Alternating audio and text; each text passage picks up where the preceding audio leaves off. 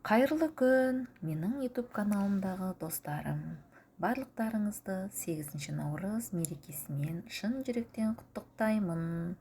Бүгін менің дана қызым анасын құттықтап, 8 наурыз мерекесімен құттықтап келді. Алтын қызым, дана қызым, қымбаттым, күнім, көктем мерекесі құтты болсын. Саған шын жүректен әрдайым әдемі күлімсіреп, бақытты болуыңды тілеймін. Сен менің көктемім, қуанышым, шабытымсың.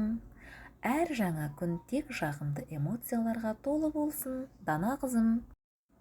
Аяулы аналар, қымбатты ұстаздар, қымбатты қыздар, барлық қазақ елінің әйел қыздары 8 наурыз мерекесімен құттықтаймын.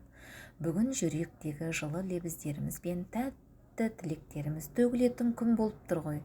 Барша ықыласымыз бен ілтипатымызды өскелең ұрпақ бойына өжеттік пен қайсарлық, мейірім мен адамгершілік дәнін сеуіп келе жатқан әйелдер қауымына арнайтын күн. Бүгінгі бар тіршілік, жарық дүние, бақытты өмір әйел ананың аяулы алақанында.